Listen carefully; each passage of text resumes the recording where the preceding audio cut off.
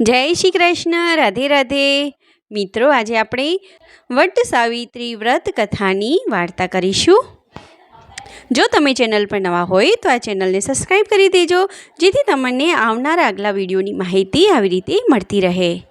બોલો સાવિત્રી માત કી જય. વટ સાવિત્રી વ્રતની કથા. જેઠ માસ આવે, સુદ તેરસ આવે, બસ આ દિવસથી વટ સાવિત્રીનું વ્રત લેવાનું. તેરસથી પૂનમ સુધી 3 દિવસે પૂરું થાય. સવારે નાહી ધોઈને કાચા સૂતરને લઈને અબીલ ગુલાલ ચોખા કંકુ લઈ વડનું પૂજન કરી સૂતરના તાંતણા હાથમાં રાખી વડની પ્રદક્ષિણા કરવી.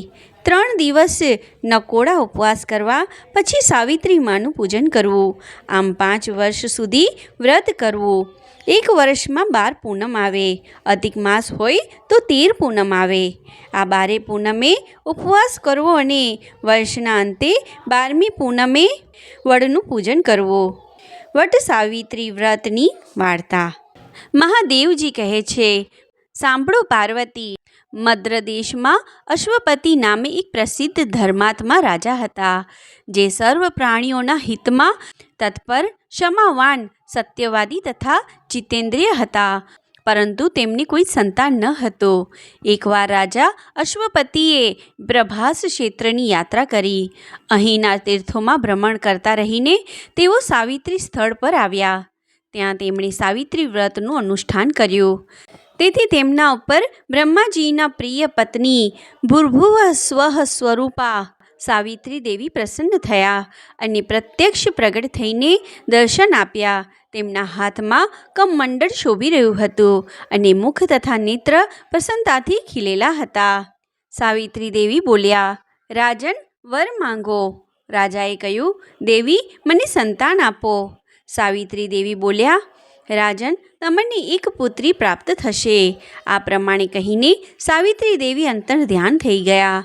ત્યાર પછી થોડા સમય બાદ રાજા અશ્વપતિને ત્યાં એક દિવ્ય રૂપધારિણી કન્યા ઉત્પન્ન થઈ. સાવિત્રીની પૂજાથી સાવિત્રી દેવીએ જ પ્રસન્ન થઈને આ કન્યા આપી હતી. તેથી બ્રાહ્મણોએ એનું નામ સાવિત્રી રાખ્યું. તે રાજકન્યા મૂર્તિમતી લક્ષ્મીની જેમ વધવા લાગી. તેને જોઈને લોકો એવું જ કહેતા હતા કે આ કોઈ દેવકન્યા જ પૃથ્વી પર ઉતરી આવી છે.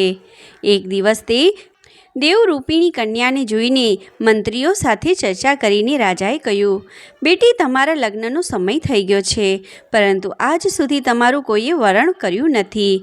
પરંતુ હું વિચાર કરીને જોઉં છું ત્યારે તમારે યોગ્ય કોઈ વર દેખાતો નથી.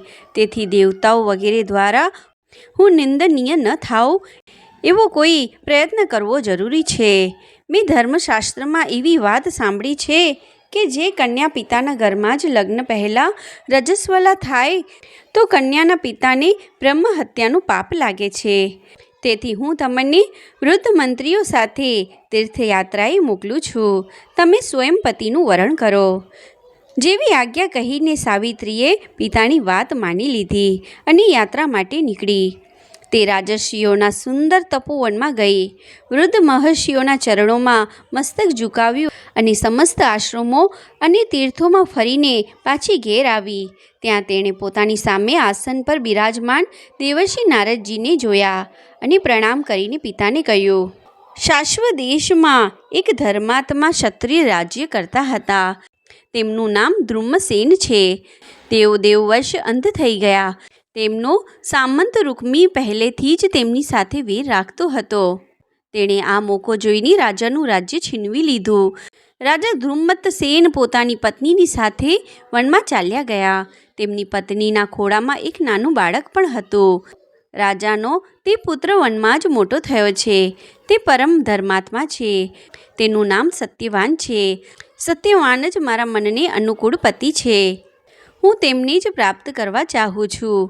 નારદજીએ કહ્યું, રાજન, સાવિત્રી હજી બાળક છે ત્યારે જ તેણે ગુણવાન સત્યવાનનું વરણ કર્યું છે. તેના પિતા સત્યભાષી છે, તેની માતા પણ સત્યભાષી છે અને તે સ્વયં પણ સત્ય બોલે છે. તેથી મુનિઓએ તે રાજકુમારનું નામ સત્યવાન રાખ્યું છે. સત્યવાનને અશ્વ બહુ પ્રિય છે. તે માટીના અશ્વ બનાવ્યા કરે છે અને અશ્વના ચિત્ર પણ બનાવે છે. તેથી તેનું બીજું નામ ચિત્રશ્વ છે. પરંતુ તેનું વરણ કરીને સાવિત્રીએ બહુ મોટું કષ્ટ વિહોરી લીધું છે. દ્રુમત્સેનના તે પુત્ર શિક્ષાદાન અને ગુણોમાં દેવતાઓ જેવો છે. ઉશીનર રાજા શિબી જેવો સત્યવાદી અને બ્રાહ્મણ ભક્ત છે. યયાતિ જેવો ઉદાર, ચંદ્રમા જેવો સુંદર, અશ્વિની કુમાર સમાન રૂપવાન તથા અતિશય બળવાન છે. પરંતુ તેમાં એક દોષ છે. આજથી 1 વર્ષ પૂરું થતાં તેનું આયુષ્ય સમાપ્ત થઈ જશે અને એ પોતાનું શરીર ત્યાગી દેશે. નારદજીની આ વાત સાંભળીને રાજાએ કન્યાને કહ્યું, બેટી સાવિત્રી, જાઓ બીજા કોઈ શ્રેષ્ઠ પતિનું વરણ કરો. આ સત્યવાન તો 1 જ વર્ષમાં શરીર ત્યાગી દેશે. સાવિત્રી બોલી, પિતાજી, રાજાઓ કોઈ વાત 1 વાર જ કહે છે. વિદ્વાન પુરુષ પણ 1 જ બોલી બોલે છે અને કન્યાઓનું દાન પણ 1 જ વખત આપવામાં આવે છે. આ 3 વાતો 1 વાર જ થાય છે. સત્યવાન દીર્ઘાયુ હોય કે અલ્પાયુ, ગુણવાન હોય કે ગુણહીન, તેનું 1 વાર મેં વરણ કરી લીધું. હવે તે મારા પતિ થઈ ગયા, તેથી બીજા કોઈનું વરણ નહીં કરું. પહેલાં મનથી નિશ્ચય કરીને જ વાણી દ્વારા કોઈ વાત કહેવામાં આવે છે અને પછી તેની કાર્યરૂપે પરિણીત કરવામાં આવે છે. મેં પણ આ જ કર્યું છે. આ વિષયમાં મારું મન જ પ્રમાણ છે. નારદજીએ કહ્યું, રાજન, જો સાવિત્રીની આવી જ ઈચ્છા છે તો તમે પણ આ સંબંધનો સ્વીકાર કરીને શીઘ્ર એના લગ્ન કરી નાખો. તમારી પુત્રીના લગ્નમાં કોઈ વિઘ્ન આવવું ન જોઈએ. આમ કહીને નારદજી સ્વર્ગમાં ચાલ્યા ગયા. રાજાએ ઉત્તમ મુહૂર્તમાં વેદોના પારગામી બ્રાહ્મણો દ્વારા કન્યાનું બધું વૈવાહિક કાર્ય સંપન્ન કરાવ્યું. સાવિત્રી પણ મનોવાંછિત પતિને પ્રાપ્ત કરીને બહુ પ્રસન્ન થઈ. આ પ્રમાણે તે આશ્રમમાં નિવાસ કરતા તે ત્રણેયનો થોડો સમય વ્યતીત થયો. સાવિત્રી દિવસ રાત ચિંતિત રહેતી હતી. નારદજીએ જે વાત કરી હતી તે સાવિત્રી ભૂલતી ન હતી. તેણીએ મનમાં જ હિસાબ કરીને જાણી લીધું કે આજથી 4થા દિવસે મારા પતિનું મૃત્યુ થવાનું છે. ત્યાર પછી તેણે ત્રિરાત્રિ વ્રતનો આરંભ કર્યો.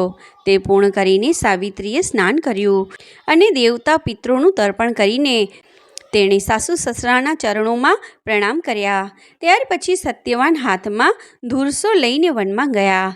સાવિત્રી પાછળ પાછળ ગઈ. સત્યવાને શીઘ્રતાપૂર્વક ફળ ફૂલ સમિધા અને કુશા દર્ભ એકત્ર કરીને સૂકા લાકડાનો એક ભારો બાંધ્યો. ત્યાર પછી તે વડની ડાળીને હાથમાં પકડીને બોલ્યા, પ્રિયે, મારા હાથમાં બહુ દર્દ થઈ રહ્યું છે. હું ક્ષણવાર તમારા ખોળામાં માથું મૂકીને સૂવા ચાહું છું. સાવિત્રી બોલી, મહાબાહો, આવો વિશ્રામ કરો. થોડીવાર પછી આપણે આશ્રમમાં જઈશું. ત્યાર પછી સાવિત્રીના ખોળામાં માથું મૂકીને સત્યવાન જેવા પૃથ્વી પર સૂતા તે સમયે સાવિત્રીએ એક પુરુષને જોયા, જે કાળા અને પીળા રંગના દેખાતા હતા. માથા પર મુંગટ અને અંગો પર પિતાંબર ધારણ કરેલા તે સાક્ષાત સૂર્ય જેવા શોભાયમાન હતા. સાવિત્રીએ તેમની પ્રણામ કરીને મધુર વાણીમાં પૂછ્યું, તમે કોણ છો? દૂર જ રહો. પતિ ભક્તિના પ્રભાવથી મને કોઈ ધર્મથી ચ્યુત કરી શકતું નથી. પ્રજ્વલિત અગ્નિ શિખાની જેમ મારો કોઈ સ્પર્શ પણ કરી શકતું નથી. યમે કહ્યું, પતિવ્રતે, હું સર્વનું સંયમ કરનાર યમ છું. તમારા પતિનું આયુષ્ય સમાપ્ત થઈ ગયું છે. મારા દૂત તમારી પાસેથી આને લઈ જવામાં અસમર્થ છે, તેથી હું પોતે આવ્યો છું. તેમના આ પ્રમાણે કહેવાથી સત્યવાનના શરીરના અંગૂઠા જેટલો એક પુરુષ બહાર નીકળ્યો, જે પાશમાંથી બાંધેલો હતો. સાવિત્રીએ તેને જોયો અને સ્વયં પણ યમરાજની પાછળ પાછળ ચાલવા લાગી. પાતિવ્રત્યના પ્રભાવથી તેને ત્યાં જવામાં કોઈ શ્રમ થતો ન હતો. ત્યારે યમરાજે તેને કહ્યું, સાવિત્રી, તું બહુ દૂર આવી ગઈ છે. હવે પાછી જા.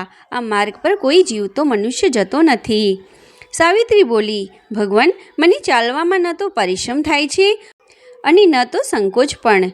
એકમાત્ર પતિ સિવાય સ્ત્રી માટે બીજું કોઈ અવલંબન નથી. આ પ્રમાણે બીજી પણ કેટલીક ધર્મયુક્ત મધુર વાતો સાંભળીને સૂર્યનંદન યમ સાવિત્રી પર બહુ પ્રસન્ન થયા અને કહ્યું, દેવી, તમારું કલ્યાણ થાઓ. તમે કોઈ વરદાન માંગો. ત્યારે સાવિત્રીએ વિનયપૂર્વક 5 વરદાન માંગ્યા. મારા મહાત્મા સસરાને નેત્ર પ્રાપ્ત થાય, તેમનું ગુમાવેલું રાજ્ય મળી જાય, મારા પતિ જીવતા થાય, નિરંતર તેમની ધર્મની વૃદ્ધિ થાય તથા મારા પુત્રહીન પિતાને પુત્રની પ્રાપ્તિ થાય. ધર્મરાજે વરદાન આપીને તેને મોકલી. પતિ પ્રાપ્ત કરીને સાવિત્રી પ્રસન્ન થઈ ગઈ. હવે તે સ્વસ્થ થઈને પતિની સાથે આશ્રમ પર ગઈ. જ્યેષ્ઠની પૂર્ણિમાએ તેણે આ વ્રત કર્યું હતું, જેથી તેના સૌભાગ્યની રક્ષા થઈ. પાર્વતીએ પૂછ્યું, મહેશ્વર, સાવિત્રીએ જે વ્રતનું પાલન કર્યું તે કેવું છે તે કહેવાની કૃપા કરો. મહાદેવજીએ કહ્યું, દેવેશ્વરી, પતિવ્રતા સાવિત્રીએ જે વ્રતનું પાલન કર્યું છે તેનું વર્ણન કરું છું, સાંભળો. જ્યેષ્ઠ શુક્લ ત્રયોદશીએ દાંતણ કરીને સ્નાન કર્યા પછી ત્રિરાત્ર ઉપવાસનો નિયમ લેવો. જે સ્ત્રી ત્રિરાત્ર કરવામાં અસમર્થ હોય તેણે સંયમપૂર્વક ત્રયોદશીએ નક્ત વ્રત, ચતુર્દશીએ અયાચિત વ્રત અને પૂર્ણિમાએ ઉપવાસ કરવો. દરરોજ તળાવ, નદી અથવા ઝરણામાં સ્નાન કરવું. જો પાંડુકૂપમાં સ્નાન કરી શકાય તો બધામાં સ્નાન કર્યાનું ફળ મળી જાય છે. વિશેષ કરીને પૂર્ણિમાએ સરસ્વ, માટી અને જળથી સ્નાન કરવું જોઈએ. એક પાત્રમાં રેતી ભરીને તેની ઉપર 2 વસ્ત્રથી વીંટાળેલું વાંસનું પાત્ર મૂકવું અને તેમાં સોનું, ચાંદી અથવા માટીની બનેલી સાવિત્રી દેવી અને બ્રહ્માજીની સર્વાંગ શોભિત પ્રતિમા સ્થાપિત કરવી. પછી તે પ્રતિમાઓ પર 2 લાલ વસ્ત્ર ચડાવવા અને યથાશક્તિ તે બંને વિગ્રહોની પૂજા કરવી. ચંદન, સુગંધિત પુષ્પ, ધૂપ, દીપ, નૈવેદ્ય, તુરિયા અને અધેડાના ફૂલો, કોળું, કાકડી, નારિયેળ, દાડમ, જાંબુ, લીંબુ, નારંગી, ફણસ, ખાંડ, ગોળ, મીઠું તથા સપ્તધાન વગેરે વસ્તુઓ વાંસના પાત્રમાં મૂકીને અર્પણ કરવી. કંઠસૂત્રને કેસર અને કંકુથી રંગી લેવું. ત્યાર પછી મંત્રોચ્ચારપૂર્વક પૂજન કરવું. મંત્ર આ પ્રમાણે છે: વીણા અને પુસ્તક ધારણ કરનારા સચ્ચિદાનંદમયી માતા સાવિત્રી દેવી, તમને નમસ્કાર છે. તમે મને સૌભાગ્ય પ્રદાન કરો. આ પ્રમાણે પૂજા પ્રાર્થના કરીને વાજિંત્રો, ગીત, નૃત્ય સાથે રાત્રે જાગરણ કરવું. બ્રાહ્મણને બોલાવીને સાવિત્રીની કથા વંચાવવી. બ્રહ્મા સાવિત્રીના લગ્ન કરવા. બધી સામગ્રી બ્રાહ્મણને દાનમાં આપી દેવી. ગરીબ બ્રાહ્મણને સાવિત્રીની પ્રતિમાનું દાન કરવું. તે રાત્રે બ્રાહ્મણ દંપતીને નિમંત્રિત કરીને પ્રાતઃકાળ વટવૃક્ષ નીચે સાવિત્રીની સન્મુખ ભોજન કરાવવું. ત્યાં એક બ્રાહ્મણને ભોજન કરાવવાનો અનંત ગણું ફળ મળે છે. બ્રાહ્મણોનું ભોજન આ પ્રમાણે બનાવવું: દૂધ, ઘીથી બનાવેલા માલપુઆ, અશોક વર્તિકા અર્થાત એક પ્રકારનું પકવાન, ઘી ગોળનો શીરો, લાડુ આ પદાર્થોમાંથી યથાશક્તિ બનાવવું. જે સ્ત્રી સાવિત્રી વ્રત કરીને આ પ્રમાણે કરે છે તેને મનોવાંછિત ફળ મળે છે. તેના વંશની વૃદ્ધિ થાય છે અને તેના કુળમાં કોઈ સ્ત્રી વિધવા થતી નથી. આ ઉપરાંત પિતૃઓને માટે પિંડદાનપૂર્વક શ્રાદ્ધ કરવો. આનાથી પિતૃઓના આશીર્વાદ મળે છે એવું બ્રહ્માજીનું કથન છે. પોતાના ઘરમાં શ્રાદ્ધ કરવા કરતાં તીર્થમાં કરવાથી આડ ઘણું ફળ મળે છે.